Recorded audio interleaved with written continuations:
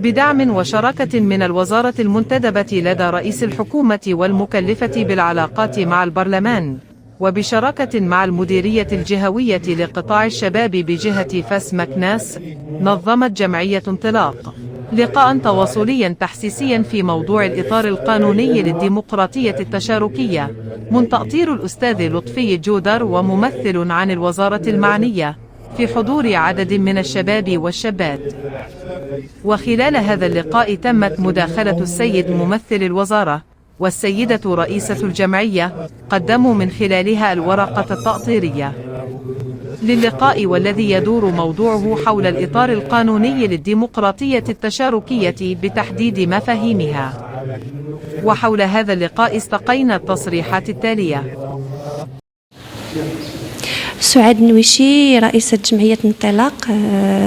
اليوم عندنا انطلاقة ديال واحد المشروع تحت اسم مجتمع مؤمن بالمشاركة المواطنة، بشراكة ودعم من الوزارة المنتدبة لدى رئيس الحكومة والمكلفة بالعلاقات مع البرلمان.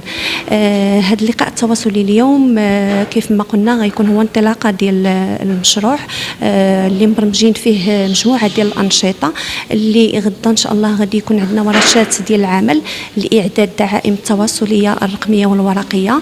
هاد الورشات ديال العمل من خلالها غيتم إعداد هاد الدعائم اللي غتعتمدهم الوزارة فيما بعد حول آليات ديال الديمقراطية التشاركية. ومبرمج في هذا المشروع كذلك لقاءات تحسيسية مع الشباب، وكذلك عندنا حملات تحسيسية مع المواطنات والمواطنين في الشارع العام طيلة 4 أيام. في إطار هذا المشروع هذا نطمح أننا تكون مشاركة المواطنات والمواطنين من أجل تحقيق التنمية المحلية من خلال استعمال الآليات ديال الديمقراطية التشاركية. السلام عليكم، معكم توفيق خرباش، رئيس مصلحة تعزيز الديمقراطية التشاركية بالوزارة المكلفة بالعلاقات مع البرلمان. الحضور ديالنا اليوم الآن من أجل مواكبة وتتبع جمعيات المجتمع المدني اللي تتعمل الوزارة على التنزيل ديال المشاريع ديالها باعتماد الشراكة مع الجمعيات، بعدما كانت تقوم بالتنزيل ديالها باعتماد الاطر الاداريه او الهياكل الاداريه ديال الوزاره. اليوم تتنزلوا بشراكه مع الجمعيات. حنا الان اليوم الحضور ديالنا بجمعيه خطوه اللي من هذا المنبر تنوجه لها جزيل الشكر، اللي عندها واحد اللقاء تواصلي حول الاليات الديمقراطيه التشاركيه. بالنسبه للوزاره هي طلقت مجموعه من المشاريع والبرامج. هذا البرنامج يندرج ضمن مجموعه من المشاريع، لان الوزاره عندها عدد من المشاريع اللي تشتغل عليهم. هذا المشروع اللي كانت الوزاره طلقته في 2023 اللي تهدف الى اشراك جمعيات المجتمع المدني في التنزيل ديال في القيام بالتواصل والتحسيس حول اليات الديمقراطيه التشاركيه. كاين برامج اخرى اللي تشتغل على الوزاره، سواء في مديريه العلاقات مع المجتمع المدني او العلاقات مع البرلمان. كاين العديد من البرامج. حنا تنشتغلوا على هذا البرنامج اللي الوزاره حاولت انتقات من خلاله 50 مشروع ديال او 50 جمعيه موزعه على ربوع المملكه، يعني شامله جميع جهات المملكه.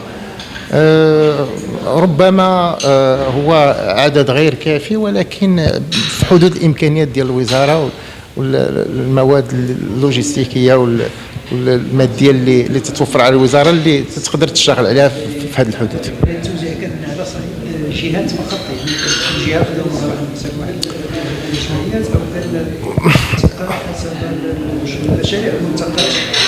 هو في الاول ربما غنقولها لاول مره، الوزاره توصلت بتقريبا 285 ملف في اطار واحد اللجنه مشتركه من الوزاره وخارج الوزاره. تم انتقاء 50 مشروع اللي تتوفر على حاولنا اختارينا الاجود